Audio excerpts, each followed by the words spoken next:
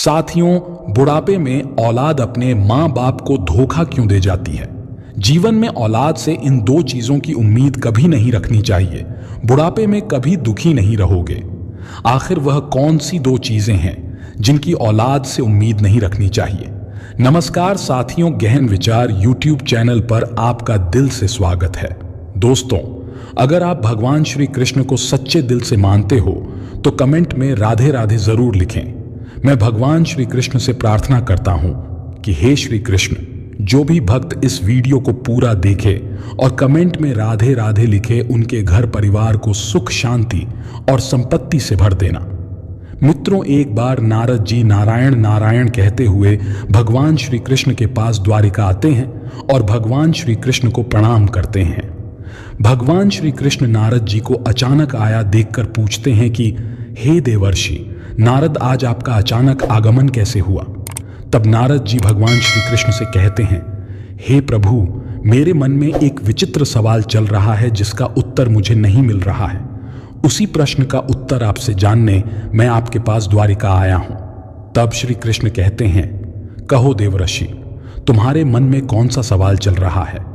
नारद जी कहते हैं, हे प्रभु, आज जब मैं पृथ्वी लोक पर भ्रमण कर रहा था तब देखा कि बुढ़ापे में औलाद अपने माँ बाप की सेवा करने के बजाय उन्हें घर से निकालकर जबरदस्ती वृद्धाश्रम में डाल रही है। हे प्रभु, कृपया मुझे बताएं, यह सब किस कारण से होता है? श्री कृष्ण कहते हैं, हे देवर्षि, मैं इसका उत्तर आपको एक कथा के माध्यम से समझाता हूं। इस कथा को ध्यान पूर्वक और पूरा सुनना। जो भी व्यक्ति इस कथा को पूरा सुन लेता है उसको उसकी औलाद कभी धोखा नहीं देती। श्री कृष्णा कहते हैं, हे देवर्षि नारद जी, एक जंगल में एक मोर मोरनी का जोड़ा अपना घोंसला बनाकर रहता था और वह दोनों पति पत्नी एक दूसरे से बहुत प्रेम करते थे। एक दिन की बात है, मोर की पत्नी गर्भवती हो जाती है तो वह मोरनी यह मोर को बताती है। इस बात को जानकर कि अब वह दोनों माता पिता बनने वाले हैं, मोर और मोरनी बहुत प्रसन्न और बड़े खुश होते हैं। मोर अपनी पत्नी का बहुत ख्याल रखता था। हर दिन उसे दाना पानी लाकर घोंसले में दिया करता था। धीरे धीरे समय गुजरता गया और मोर की पत्नी का प्रसव का समय निकट आ गया। मोर की पत्नी प्रसन्नता पूर्वक अपने पति मोर से कहती है कि हमारी संतान आने वाली है, बहुत ही जल्द मैं अपने बच्चों को जन्म दूंगी। बुढ़ापे में वह हमारी खूब सेवा करेंगे, हमारा सहारा बनेंगे। अब हमें किसी बात की चिंता नहीं है, हमारी संतान हमारी खूब सेवा किया करेगी। साथियों, मोर कहता है कि प्रिय, हमें ऐसा नहीं सोचना चाहिए कि हमारी संतान हमारी सेवा करेगी या हमारा बुढ़ापे का सहारा बनेगी। मोर की पत्नी कहती है कि आप ऐसा क्यों कह रहे हैं? हर संतान अपने माता पिता की सेवा करती है, फिर हमारी संतान हमारी सेवा क्यों नहीं करेगी? तब मोर कहता है कि हे प्रिय, मैं तुम्हें एक कहानी के माध्यम से बताता हूं कि बूढ़ापे में अपनी औलाद से माता पिता को इन दो चीजों की उम्मीद कभी ही नहीं करनी चाहिए। और जो भी मनुष्य इन दो बातों को याद कर लेगा वह अपने बुढ़ापे में कभी दुख नहीं भोगेगा। दोस्तों, अब मोर अपनी कहानी प्रारंभ करता है। मोर कहता है कि हे प्रिय, एक नगर में एक व्यक्ति रहता था। उस व्यक्ति के घर में ईश्वर का दिया हुआ सब कुछ था। खूब रुपए पैसे, धन दौलत, मान सम्मान सब कुछ होने के बाद भी वो पति पत्नी दुखी रहते थे।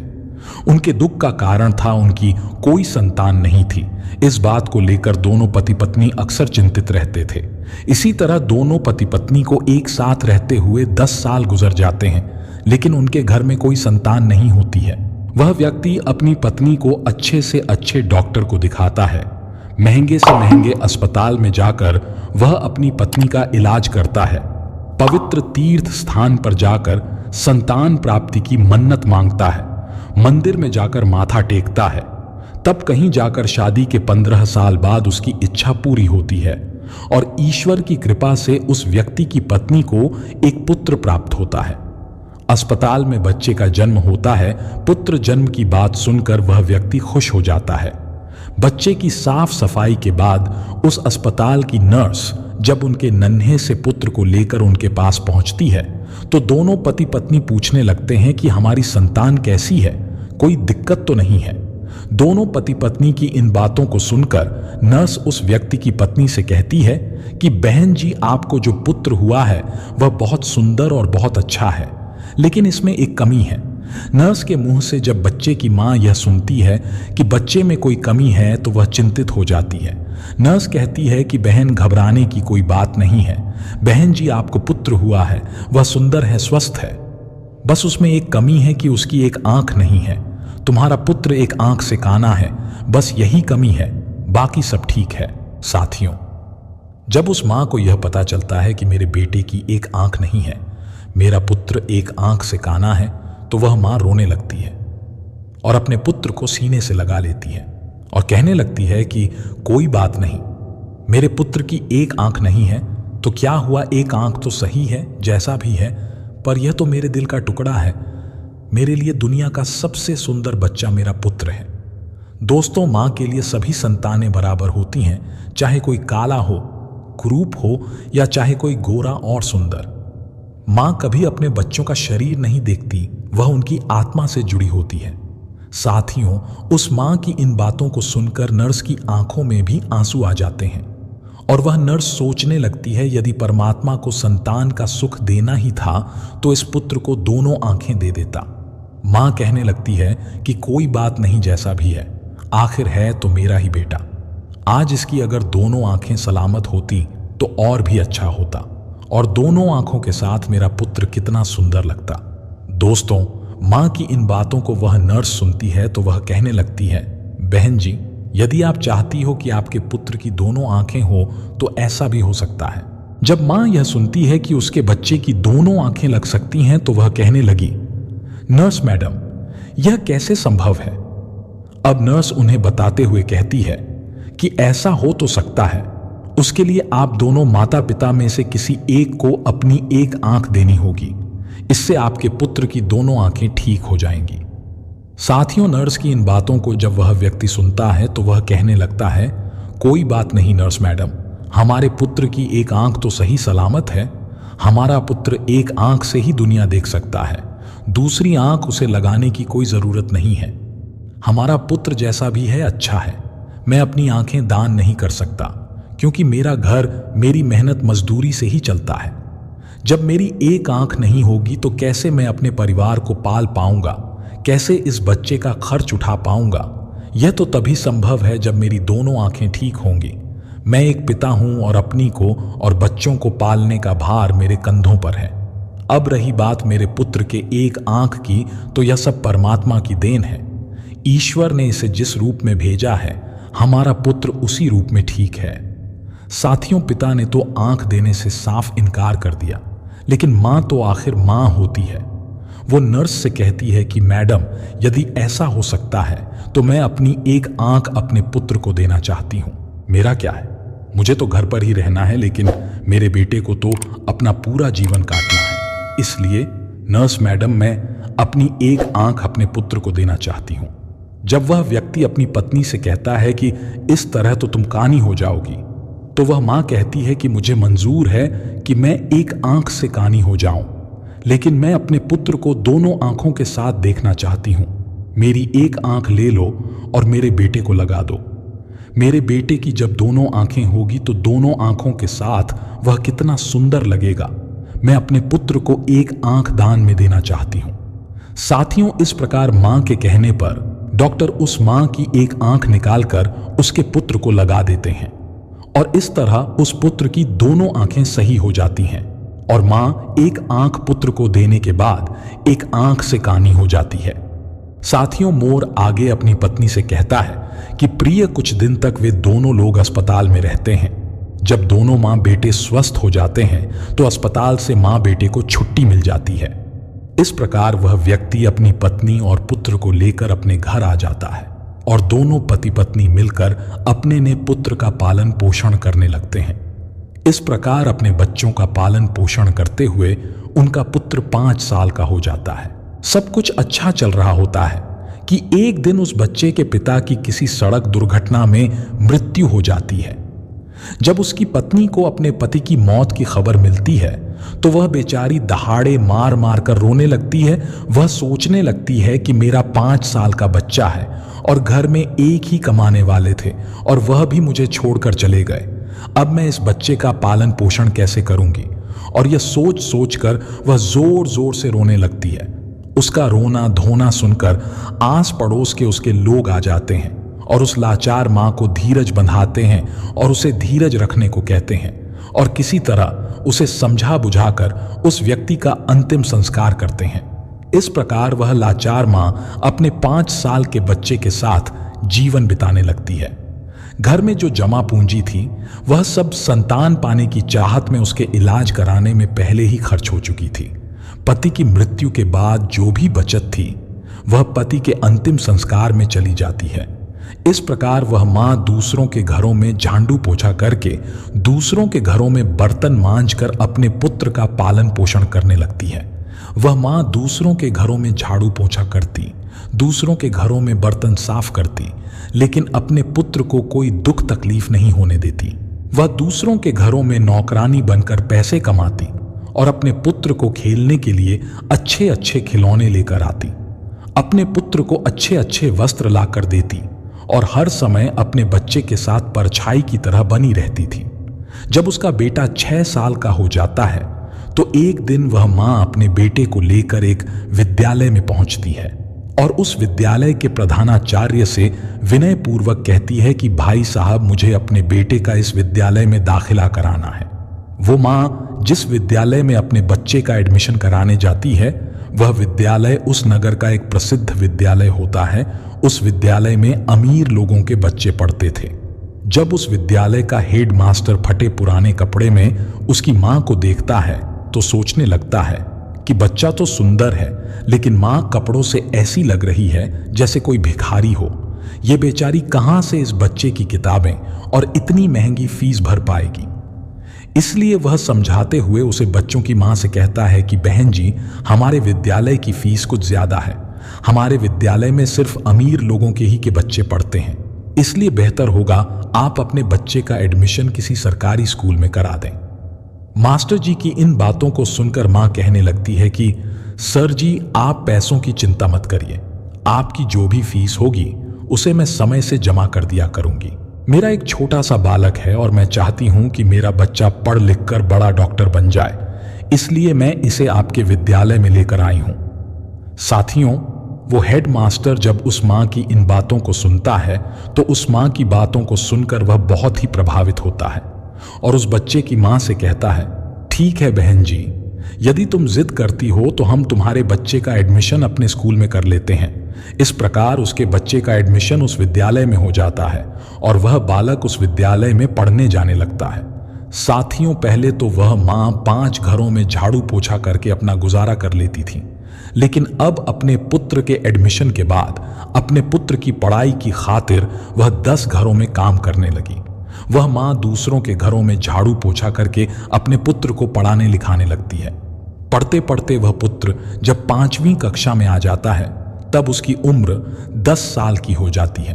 एक दिन स्कूल के सभी बच्चे मिलकर उस बालक को छेड़ने लगते हैं और खेल खेल में कहने लगते हैं कि देखो देखो, एक आंख वाली काली मां का बेटा आ गया, इसकी मां एक आंख से कानी है।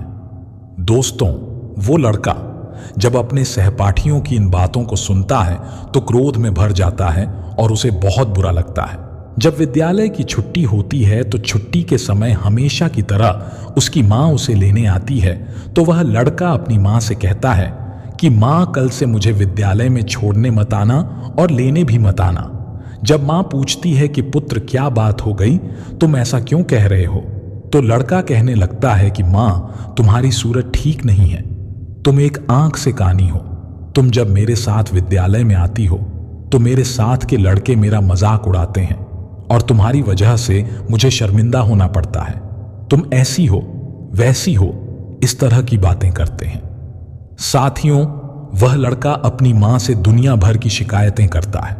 जब वह मां अपने पुत्र के मुख से इन बातों को सुनती है तो उसे बहुत दुख होता है, लेकिन अपने पुत्र की इन बातों को सुनकर वह चुप रहती है और अपने पुत्र की बातों को सहन कर लेती है। मां कहती हैं, कोई बात नहीं पुत्र, तुम चाहते हो तो मैं तुम्हारे साथ कल से विद्यालय नहीं आऊंगी, लेकिन तुम अकेले विद्यालय कैसे आओगे?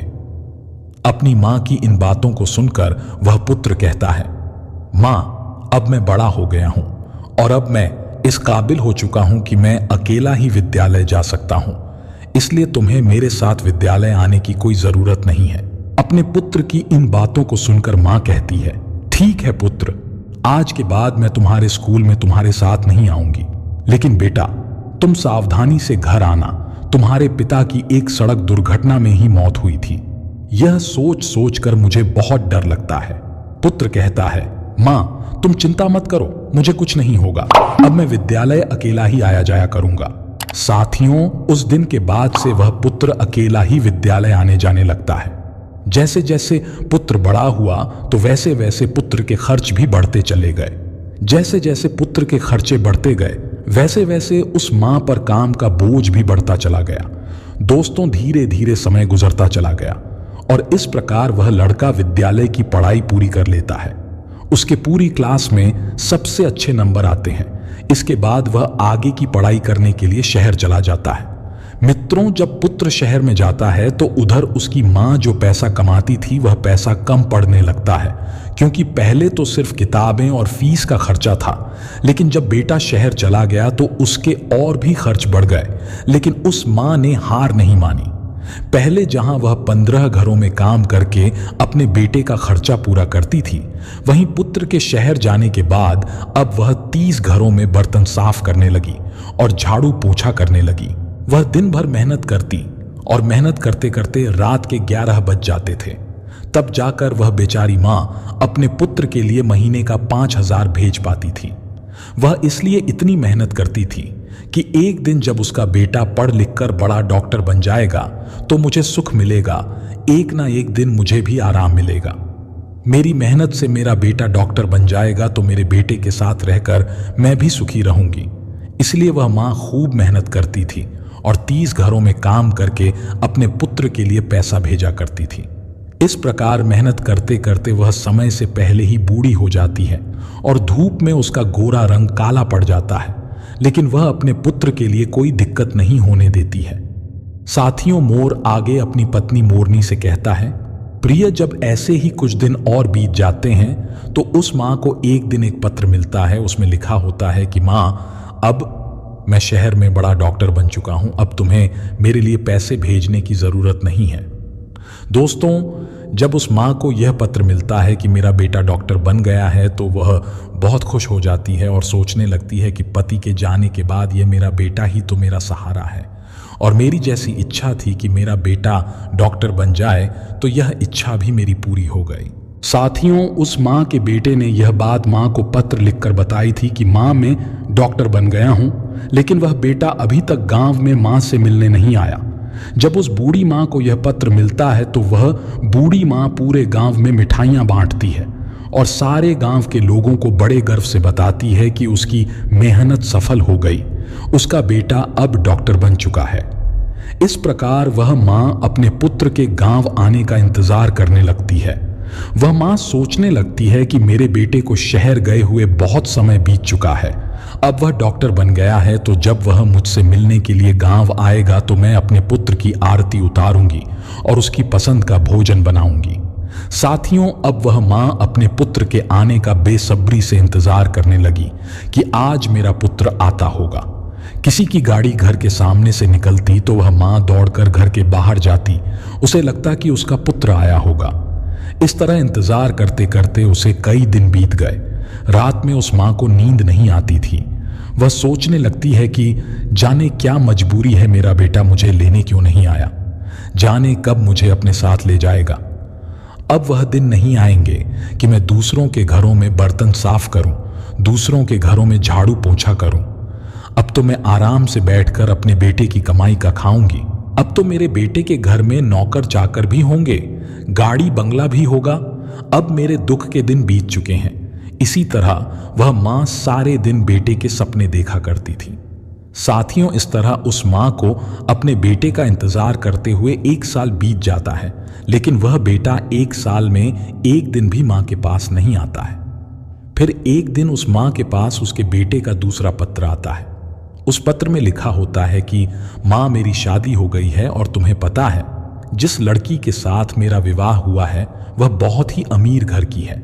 जिस लड़की से मेरा विवाह हुआ है वह एक बहुत बड़े डॉक्टर साहब की बेटी है। मैंने एक प्रसिद्ध डॉक्टर की बेटी के साथ अपना विवाह किया है। मेरी पत्नी बहुत ही सुंदर है। दोस्तों, जब वह माँ उस पत्र में लिखी बातों को पढ़ती है तो उसकी आंखों से आंसू की धारा बहने लगती है और उसे बहुत दुख होता है, क्योंकि माँ तो सोच रही थी कि अब बेटा डॉक्टर बन गया है तो मेरे बेटे के लिए अच्छे अच्छे रिश्ते आएंगे, मैं अपनी पसंद की लड़की के साथ अपने बेटे की शादी करूंगी। लेकिन उस पत्र को पढ़कर उस माँ के सारे अरमान धूल में मिल जाते हैं। माँ सोचती है कि हे भगवान, मैंने ऐसे कौन से पाप किए थे, ऐसी मुझसे कौन सी गलती हो गई जो मुझे इतनी बड़ी सजा मिल रही है। हर माता पिता का सपना होता है कि वे अपने हाथों से अपने बेटे को दुल्हा बनाएं, अपने हाथों से अपने बेटे को सजाएं और अपना आशीर्वाद देकर अपने बेटे की शादी करवाएं। लेकिन मेरे पुत्र ने तो अपनी शादी में मुझे बुलाया तक नहीं, मुझे बताया तक नहीं और विवाह कर लिया। क्या मैंने यही दिन देखने के लिए अपने पुत्र को पढ़ा लिखा कर इतना बड़ा किया था? इसके लिए मैंने इतनी मेहनत मजदूरी की थी, दूसरों के घरों में झूठे बर्तन साफ किए, मेहनत मजदूरी करके पढ़ाया लिखाया, उसे इस लायक बनाया। क्या मेरा इतना भी अधिकार नहीं था जो मुझे मेरे बेटे ने अपनी शादी में आने के लिए भी नहीं पूछा? अब शादी करने के बाद पत्र लिखकर बता रहा है कि माँ, मैंने शादी कर ली। साथियों, यह सोच सोच कर वह माँ पूरी रात आंसू बहाती रही। इतना होने के बाद भी माँ अपने पुत्र को दुआएं देती रही, फिर वह रोते रोते सो जाती है। दोस्तों, फिर भी उस माँ के मुंह से अपने बेटे के लिए आशीर्वाद ही निकलता है। कहती है, कोई बात नहीं बेटा, तुमने बिना बताए शादी कर ली, लेकिन मेरा आशीर्वाद तुम्हारे साथ है। माँ सोचती है कि मेरे पुत्र ने विवाह तो कर लिया, उसकी पत्नी भी आ गई, हो सकता है कि अब मेरा बेटा और बहू दोनों मिलकर मुझसे मिलने मेरे घर आए। मैं अपनी बहू को देखूंगी, बहू मेरी सेवा करेगी, मैं अपने पुत्र वधू को आशीर्वाद दूंगी। यह सोच सोचकर वह मां अपने बेटे और बहू का इंतजार करने लगती है। दोस्तों, इस तरह उस मां को अपने बेटे और बहू का इंतजार करते करते 1 साल निकल जाता है। लेकिन 1 साल बीतने के बाद भी उस मां से मिलने बेटा नहीं आता है और ना ही बहू आती है। फिर कुछ दिन बाद उस मां को तीसरा पत्र मिलता है, जिसमें लिखा होता है कि मां, अब तुम दादी बन गई हो, भगवान की कृपा से हमारे घर बेटा आया है। दोस्तों, जब यह खबर उस मां को मिलती है तो उसका धैर्य और उसकी सहन शक्ति जवाब दे देती है। एक मां का पुत्र बड़ा डॉक्टर बन जाए, विवाह कर ले, उसका बेटा हो जाए और उसकी मां को पता न चले तो उसके दिल पर क्या बीतेगी।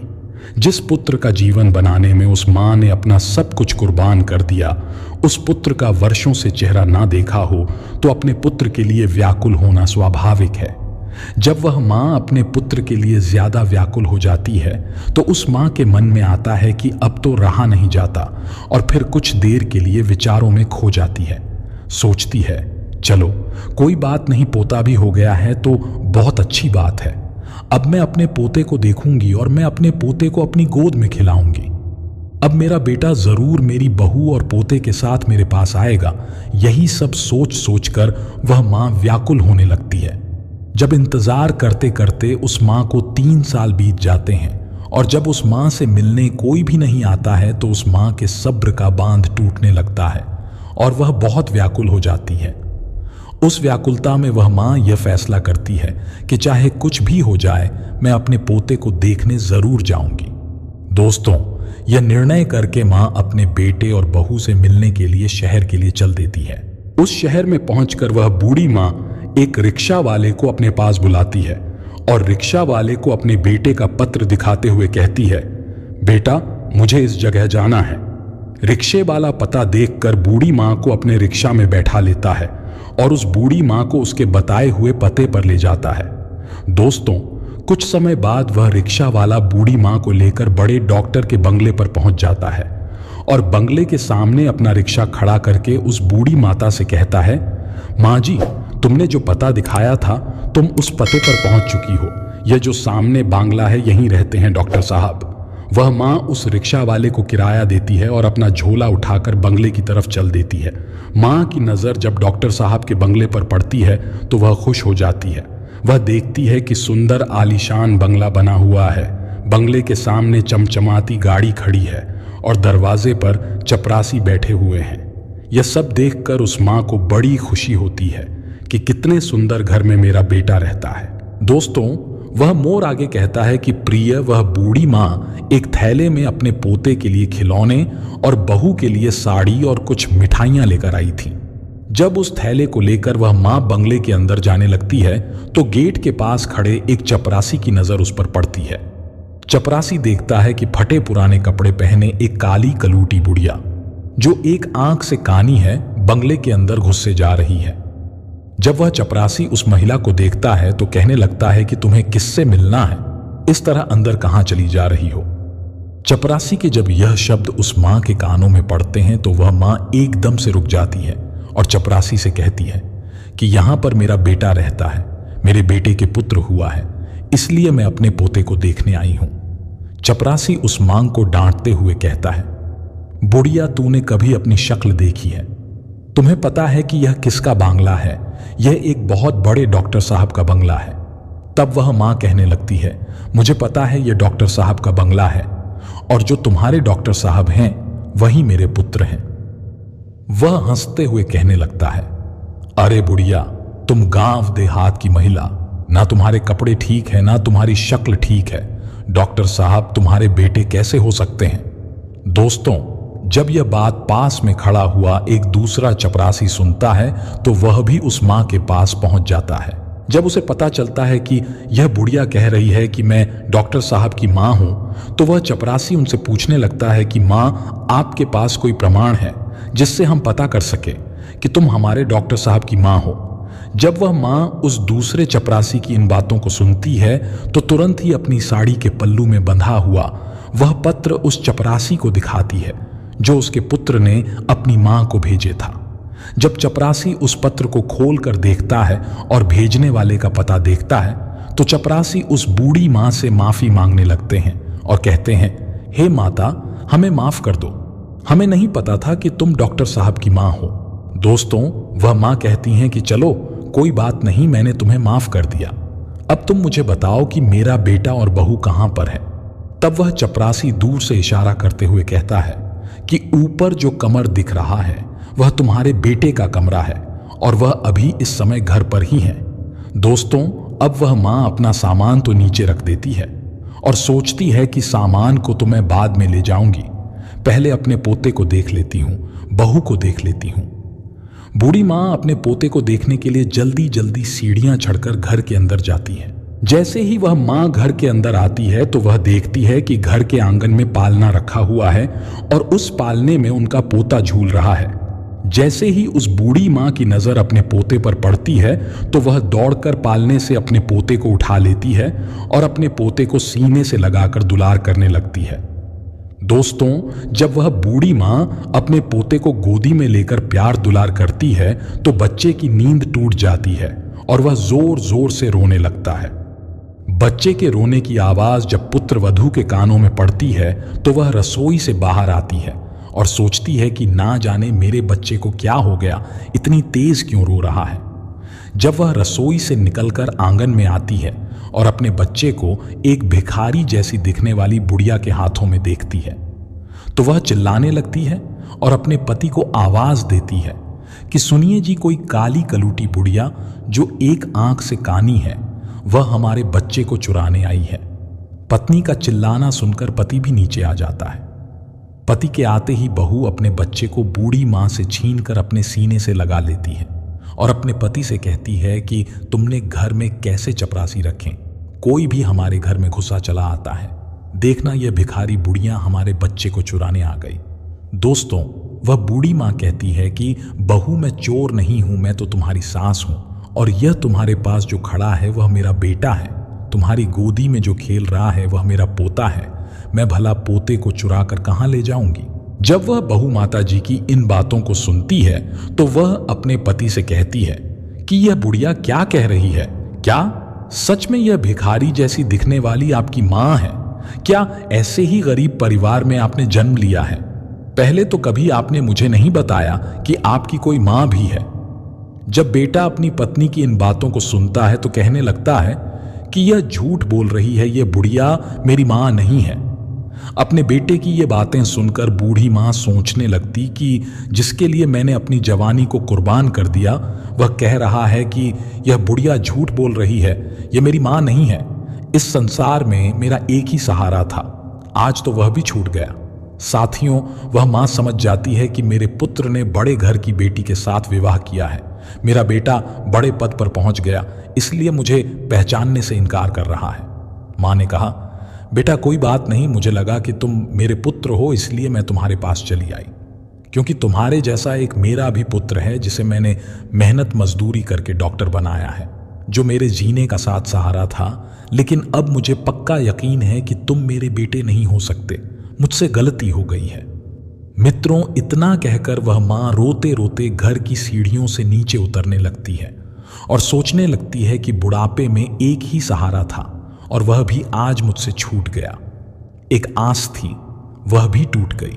वह सोचती है कि जिसे मैंने जीवन की खुशी समझा था, जिसको मैंने अपने जीवन का आधार माना था, जो जीवन की नैया को पार लगाने वाला था, वही बुढ़ापे की जीवन निया को मझधार में डूबा रहा है। दोस्तों, इस प्रकार रोते रोते मां भारी कदमों से नीचे उतर आती है। अब वह मां सोचती है कि जब बेटे ने ही मुंह मोड़ लिया है तो अब जीकर भी मैं क्या करूंगी, जब बेटा ही नहीं रहा तो इस जीवन का क्या होगा। इस प्रकार वह मां अपने बेटे के घर से बाहर निकल जाती है और बंगले के बाहर जो चपरासियों का कमरा था वह वहां पहुंच जाती है। बूढ़ी मां एक चपरासी को अपने पास बुलाकर कहती है, बेटा मुझे एक पत्र लिखवाना है, क्या तुम मेरे लिए इतना कर सकते हो? साथियों, क्योंकि चपरासी को तो पहले से ही पता था कि यह बूढ़ी औरत डॉक्टर साहब की मां है, इसलिए वह तुरंत ही कागज कलम ले आता है और पूछने लगता है कि बताओ मां जी, मुझे क्या लिखना है। इस तरह बूढ़ी मां बोलती जाती है और वह चपरासी लिखता जाता है। जब वह पत्र पूरा लिख जाता है तो वह मां उस चपरासी से कहती है, बेटा मुझे बहुत जोरों की प्यास लगी है, क्या तुम मेरे लिए थोड़ा पानी ला सकते हो? मित्रों, उस मां के कहने पर चपरासी बूढ़ी मां के लिए पानी लेने चला जाता है और इधर वह बूढ़ी मां अपनी साड़ी पंखे में डालकर आत्महत्या कर लेती है। जब चपरासी पानी लेकर वापस लौटता है तो कमरे का नजारा देखकर हैरान रह जाता है। चपरासी ने देखा कि वह माताजी फांसी के फंदे पर झूल रही हैं, तो तुरंत ही वह जाकर यह खबर डॉक्टर साहब को देता है। इस खबर को सुनकर वह पति पत्नी दौड़े दौड़े उस कमरे में आते हैं। जब वह पुत्र अपनी मां को इस हालत में देखता है तो अपनी मां को देखकर उसके पैरों तले जमीन खिसक जाती है। दोस्तों, वह पुत्र अपना माथा पकड़ लेता है और सिर पकड़कर जमीन पर बैठ जाता है। वह सोचने लगता है कि मुझे नहीं पता था कि मेरी यह बातें मेरी मां को इतनी बुरी लगेंगी। मैं तो अपनी पत्नी को झूठी शान शौकत दिखाने के कारण मां को पहचानने से इनकार कर रहा था। मैं तो इसलिए कह रहा था कि मेरी कोई मां नहीं है। मुझे डर था कि मेरी असलियत जानकर मेरी पत्नी मुझे छोड़ ना दे, इसलिए मैंने यह बोल दिया कि मेरी कोई मां नहीं है। लेकिन मां, तुमने तो मेरे झूठ को सच बना दिया। एक बार पुत्र की मजबूरी के बारे में तो सोचा होता है। जब उस बेटे की पत्नी फांसी पर झूलती हुई मां के हाथों में एक कागज देखती है तो वह उस कागज को बूढ़ी मां के हाथों से लेकर पढ़ने लगती है। उस कागज को पढ़ते पढ़ते उसकी आंखें भर आती हैं। उस पत्र में लिखा हुआ था कि बेटा, मेरा आशीर्वाद है कि तुम खूब उन्नति करो, मेरा आशीर्वाद तुम्हारे साथ है। जाते जाते मैं तुम्हें कुछ राज बताना चाहती हूं। बेटा, अगर आज मैं अच्छी नहीं दिखती हूं तो उसके पीछे भी एक कारण तुम ही हो। जब तुम्हारा जन्म हुआ था उस समय तुम्हारी एक आंख नहीं थी। मैंने अपनी एक आंख तुम्हें देकर तुम्हें सुंदर बनाया था और मैं कुरूप हो गई, और इस कुरूप चेहरे से तुम नफरत करते हो क्योंकि मैं कानी हूं और दूसरा मेरा रंग काला है। यह भी ऐसा नहीं था बेटा। आज तुम जिस मुकाम पर बैठे हो उस मुकाम पर तुम्हें पहुंचाने के लिए मैंने दिन रात मेहनत की है। मैंने कभी नहीं देखा कि कितनी गर्मी है, कितनी सर्दी है। तुम्हें पढ़ाने लिखाने के लिए, तुम्हारे खर्च उठाने के लिए मैं काली कलूटी हो गई। उसका भी मुझे कोई मलाल नहीं है। तुम सुंदर हो इसकी मुझे बहुत खुशी है। मैं तो तुम्हें देखना चाहती थी, अपने पोते को देखना चाहती थी, अपनी बहू से मिलना चाहती थी, इसलिए मैं शहर चली आई। क्योंकि तुमने तो कभी गांव जाकर मेरा हाल नहीं पूछा, लेकिन जब मैं स्वयं चलकर तुमसे मिलने आई तो तुमने तो मुझे पहचानने से इनकार कर दिया। इसीलिए लगा कि अब दुनिया में मेरा कोई नहीं है, अब जीने का मेरा उद्देश्य खत्म हो गया है। जब मेरा कोई रहा ही नहीं तो मेरे जीने का क्या फायदा। बेटा, जाते जाते ईश्वर से प्रार्थना करती हूं कि तुम सदा खुश रहो, तुम्हारी संतान हमेशा खुश रहे।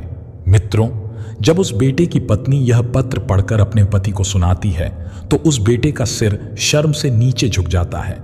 उसे अपने आप से घृणा होने लगती है। वह सोचता है, जिस मां ने मेरी जिंदगी बनाने में अपना सब कुछ न्योछावर कर दिया, वही मां आज मेरी चौखट पर मुझसे मिलने आई तो मैंने उससे एक गिलास पानी तक नहीं पूछा। इस प्रकार दोनों पति पत्नी अपनी गलती के लिए उस मरी हुई मां से माफी मांगते हैं।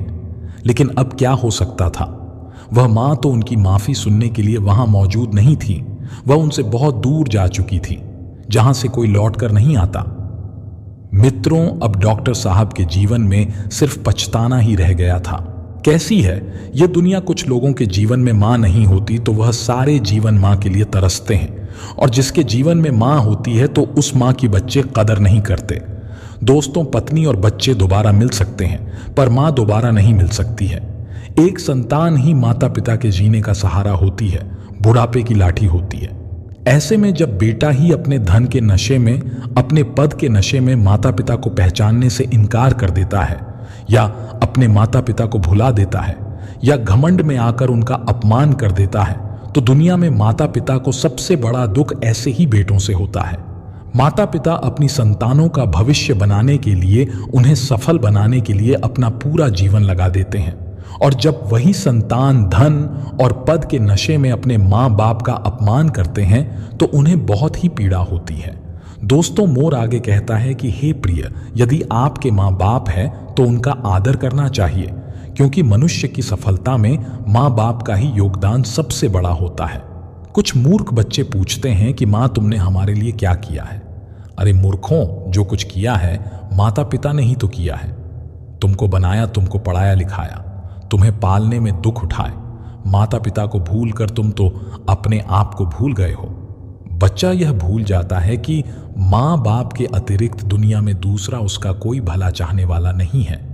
माता पिता मर के भी तुम्हारा भला ही चाहेंगे। ऐसा हितैषी तुम्हें कहाँ मिलेगा? और जो लोग तुम्हारे अपने होने का दावा कर रहे हैं, वह सिर्फ एक निश्चित समय तक और एक मतलब तक ही तुम्हारा भला चाहते हैं। लेकिन माता पिता बिना स्वार्थ के जीवन भर तुम्हारा हित चाहते हैं। दोस्तों, मोर आगे कहता है कि हे प्रिय, एक पुत्र को जन्म देने में एक स्त्री अपनी सुंदरता को खो देती है, लेकिन वही पुत्र जब जवान होता है और जब उसकी शादी हो जाती है तो वही पुत्र अपनी पत्नी की सुंदरता में अपने माता पिता को खो देता है। माता पिता अपनी संतान के सुखों के लिए सब कुछ त्याग देते हैं, लेकिन जब बच्चे बड़े हो जाते हैं और कुछ देने के काबिल हो जाते हैं तो वह क्या देते हैं? सिर्फ आंसू, लाचारी, दुख और अकेलापन। दोस्तों, जो संतान माता पिता को सिर्फ इसलिए भुला देती है कि उनके बुढ़ापे को देखकर आपके मित्रों में आपकी इज्जत कम हो जाएगी, तो यह उनकी सबसे बड़ी भूल है। उम्र उस पड़ाव पर पहुंचने के बाद आपकी और आपके मित्रों की भी यही दशा होगी। साथियों, बुढ़ापे के लिए मनुष्य को जवानी में ही यह 5 काम करके रख लेने चाहिए। पहला, अपनी संपत्ति कभी भी पूर्णतः अपने बच्चों के नाम ना करें, चाहे आप अपने बच्चों से कितना ही स्नेह और भरोसा क्यों ना करते हो। कोई आशंका हो तो वकील से वसीयत बनवा कर रखे, जिसे बच्चों को ना बताए। दूसरा, धन का संग्रह अपने बुढ़ापे के लिए स्वयं धन जमा करके रखें। बच्चों से उम्मीद ना रखें, क्योंकि जब उम्मीद टूटती है तो बहुत दुख होता है। आपको नहीं पता होता कि बच्चे बुढ़ापे में आपकी सेवा करेंगे या नहीं। इसीलिए जवानी खूब मेहनत कीजिए, धन संचय कीजिए, ताकि बुढ़ापे में खुद की औलाद साथ न भी दे तो रोजी रोटी के लिए किसी का सहारा ना देखना पड़े। अगर पास में धन होगा तो कोई और भी सेवा कर देगा। तीसरा, अपने शरीर का अभ्यास करते रहना और सहनशीलता, बुढ़ापे में भी कुछ ना कुछ करते रहना चाहिए। जवानी में किया गया आराम बुढ़ापे में बहुत कष्टदायक होता है। शरीर को कभी निकम्मा बनाकर ना रखें, कुछ ना कुछ काम इस शरीर से लेते रहना चाहिए। इसे आप जितना आराम दोगे, बुढ़ापे में यह उतना ही कष्ट देगा। चौथा, बच्चों में संस्कारों का बीज बोना। बुढ़ापे में आपको रोटी आपकी औलाद नहीं, आपके दिए हुए संस्कार ही खिलाएंगे, क्योंकि बुढ़ापे में आपका सहारा औलाद नहीं बल्कि उसको आपकी तरफ से दिए गए संस्कार बनेंगे। इसीलिए अगर व्यक्ति अपने बच्चे के समक्ष खुद का अच्छा व्यक्तित्व नहीं पेश करेगा तो आपका बच्चा भी आपका कभी सम्मान नहीं करेगा। जैसा बर्ताव आप अपने माता पिता के साथ करेंगे वैसा ही आपकी औलाद बुढ़ापे में आपके साथ करेगी। इसलिए उसे अच्छा संस्कार दें। पांचवी, भगवान की पूजा की आदत और आपका चरित्र। ईश्वर चित्र में नहीं, चरित्र में बसता है। अपनी आत्मा को मंदिर बनाओ। यानी यदि आप अपने चरित्र को बेहतर रखोगे तो लोग आपकी पूजा स्वयं करने लगेंगे। चरित्र जीवन को सहारा देने में अहम भूमिका निभाता है। बुढ़ापे में आपका बेटा भी आपका साथ छोड़ सकता है, लेकिन यदि आपका चरित्र स्वच्छ रहा है तो लोग आपका साथ कभी नहीं छोड़ेंगे। अगर चरित्र बेदाग होगा तो बुढ़ापे में लोग आपकी इज्जत करेंगे। आचार्य चाणक्य कहते हैं कि किसी भी व्यक्ति को कभी पद का घमंड नहीं करना चाहिए।